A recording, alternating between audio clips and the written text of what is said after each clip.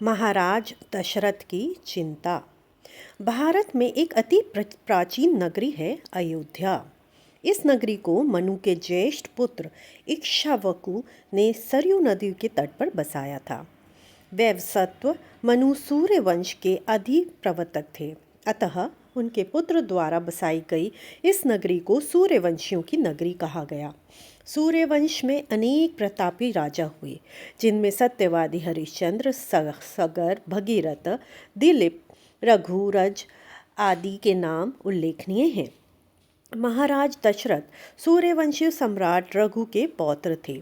सम्राट रघु के नाम पर ही सूर्यवंश का नाम रघुवंश पड़ा था। महाराज दशरथ महाप्रतापी, ज्ञानी, धर्मावलंबी व दयावान थे। उनकी 3 रानियां थीं, कौशल्या, केकई और सुमित्रा। तीनों ही सुंदर, सुशील, पतिव्रता एवं पवित्राचरण करने वाली थीं। अपने पूर्वजों की भांति महाराज दशरथ भी सूर्य के उपासक थे। वे नित्य प्रति सर्वप्रथम भगवान सूर्य की उपासना करके ही राजकाज किया करते थे।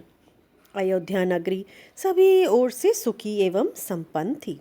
फिर भी महाराज दशरथ के मुख पर प्रसन्नता नहीं दिखाई देती थी। इसका कारण था कि 3 रानियों के होने पर भी वे संतान सुख से वंचित थे। वे सदा इसी चिंता में डूबे रहते थे कि उनके बाद उनके राज्य की बागडोर कौन संभालेगा। कुल को एक पुत्र ना देने की सूरत में वे किस प्रकार अपने पितृ ऋण से मुक्त होंगे। एक बार जब वे अपने कुल गुरु वशिष्ठ के साथ सूर्य उपासना कर रहे थे तो उनके हृदय की वेदना होठों पर आ गई। वे बोले, गुरुवर, कृपया कर हमारी चिंता दूर कीजिए। कैसी चिंता राजन? संतान का मुख देखने की आस में वर्षों बीत गए, मगर हमारी ये अभिलाषा आज भी अधूरी है।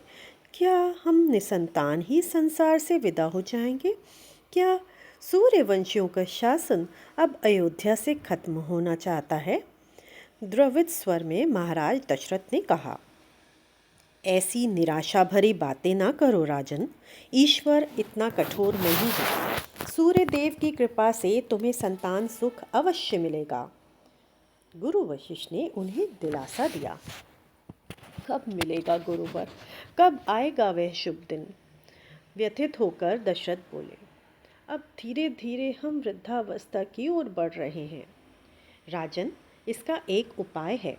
तुम्हें पुत्र प्राप्ति के लिए पुत्रेष्टि यज्ञ करवाना होगा। गुरु वशिष्ठ ने सुझाव दिया। तो कीजिए न गुरुदेव, इसमें विलंब क्या है?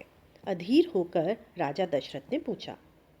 राजन, उस यज्ञ को केवल ऋषि ही करवा सकते हैं। आप स्वयं उनके आश्रम पर जाकर उनसे विनती करके उन्हें आदर सहित इस कार्य के लिए लेकर आएं। जैसी आज्ञा, नतमस्तक होकर महाराज दशरथ ने कहा। हम इसी समय जाकर ऋंगी ऋषि से निवेदन करेंगे। फिर महाराज दशरथ उसी दिन नंगे पांव चलकर ऋंगी ऋषि के आश्रम पर जा पहुँचे। श्रद्धा और भक्तिपूर्वक उन्होंने ऋंगी ऋषि को प्रणाम कर उनके चरण वंदना की। तत्पश्चात हाथ जोड़कर पुत्रेष्टि करवाने की निवेदन किया। ऋंगी ऋषि ने उनके निवेदन को स्वीकार कर लिया और उसी दिन राजा दशरथ के साथ अयोध्या आकर यज्ञ का आयोजन किया। यज्ञ के आयोजन की खबर पूरी अयोध्या में फैल गई। समस्त नर नारी अपने राजा के संतानवान होने के लिए ईश्वर से प्रार्थना करने लगे। दूसरी ओर जैसे ही यज्ञ संपन्न हुआ, हाथों में दिव्य खीर से भरा एक पात्र लेकर एक देव पुरुष प्रकट हुआ। वह स्वयं अग्निदेव थे। वे बोले, राजन, तुम्हारा मनोरथ पूरा हुआ।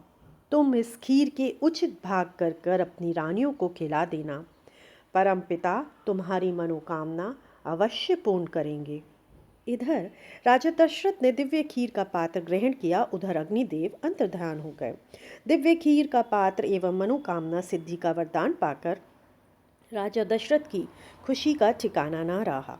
तत्पश्चात ऋंगी ऋषि को उत्तम दक्षिणा एवं अन्य द्रव्य देकर आदर सहित विदा कर कुल गुरु वशिष्ठ से आज्ञा प्राप्त कर राजा दशरथ महल में आए। राजमहल में आकर राजा ने रानियों को बुलवाया। महाराज के आगमन की खबर पाकर महारानी कौशल्या और कैकई दौड़ी चली आई। सुमित्रा किसी कारणवश उस समय ना आ सकी।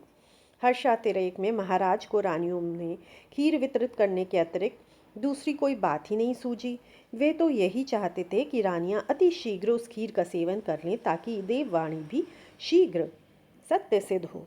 अतः उन्होंने खीर 2 भागों में बांटकर कौशल्या और केकई को दे दी और बोले, तुम यथाशीघ्र ये खीर खा लो। रानियों को मालूम था कि महाराज ने पुत्रेष्टि यज्ञ कराया है और उसी के प्रसाद रूप ये खीर हमें मिली है।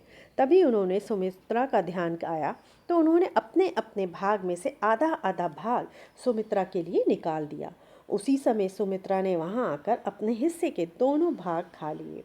उस दिव्य खीर के प्रताप से 6 मास अनुसार तीनों रानियां गर्भवती हो गईं। जब ये समाचार राजा दशरथ को मिला तो उनकी खुशी का पारावार ना रहा। अब वे संतान की ओर से चिंता मुक्त हो गए। अगला प्रकरण कल फिर मिलेंगे। तब तक के लिए राम राम। सुनते रहिए रामायण।